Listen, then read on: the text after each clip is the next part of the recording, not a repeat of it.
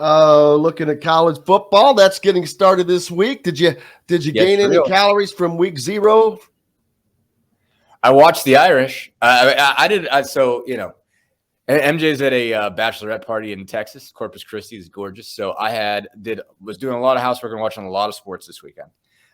So did watch the Irish, bust up Navy pretty good out in Dublin.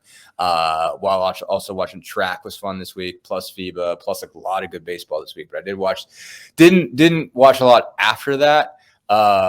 So I don't know if any of you guys follow this on Twitter, but I'm not a member of the Sickos committee. I'm not sitting up watching San Diego State and Ohio on week 0 just to get a fix. Didn't do that. But did watch the Irish, and Sam Hartman looks pretty good. Now, I mean, obviously, it's Navy. It's different. I mean, but they defended it pretty well. So, I think a lot of good news for Notre Dame.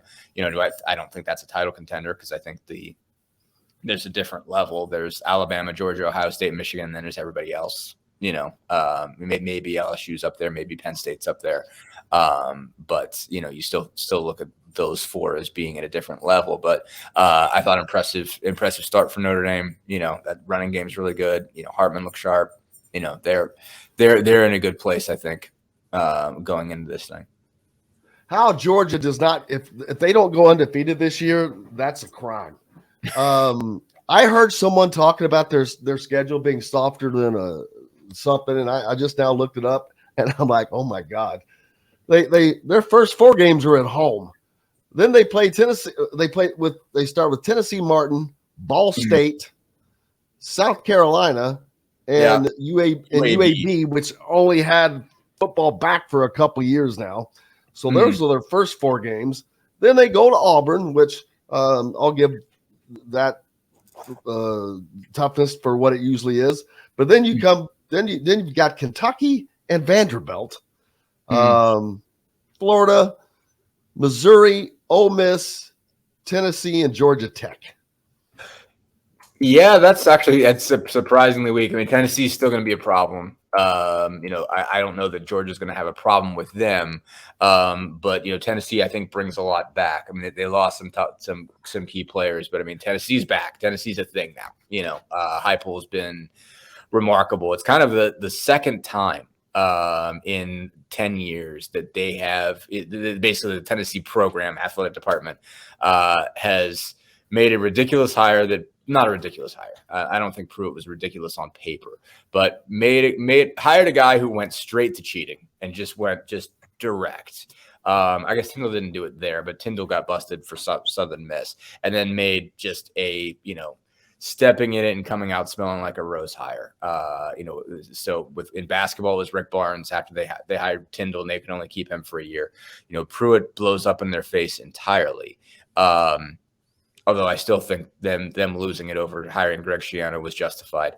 But yes. Pruitt ends up being a mess. But anyway, because that was just a bad decision on the part of Tennessee athletics. I don't know what they were thinking. That was my in between jobs period, and I had a kind of part-time gig for SEC country, and I was watching UT games out of my living room in Pittsburgh. But so I wrote a couple columns on that. It was just like, why would you get yourself involved in this if you don't have to? It's Schiano had just as much connected, had enough connected to him on the Sandusky thing that it was just like, okay, like you don't need this if it's not your problem. If you're Tennessee, you're not connected to it. He'd already been at Rutgers, it was like, okay, if you hire him back, what's the difference at this point? But if you're Tennessee, you're like, okay, I don't need this at all. Plus, it's like, okay, was Schiano really going to come down from Jersey and go win in Tennessee? Like, that was not going to fly. And but still, Pruitt was a mess. But still, Heupel has been just a revelation. I mean, they play really fun football over there. They're just flinging it. And Joe Milton's got an absolute cannon for an arm. I mean, it's like Tecmo Bowl from, when you drop all the way back to the end zone and throw it 100 yards, that's Joe Milton's arm. So, Tennessee is going to be an issue, but to your point, it is a by and large pretty weak schedule. I mean, Ole Miss is no joke. Usually, they got the running back who's really good, Judson, I think, but I think, and you probably still are looking at Alabama in the SEC title game, and so that's still a thing. but for most of the year, yeah, they're going to cruise. They do have to work in a new quarterback. They got a lot of new pieces they've got to figure out there, but they're Georgia, and, they're going to just absolutely waste a lot of the teams on that schedule. I give a ton of credit to Ohio State. They seem to do this year in, year out.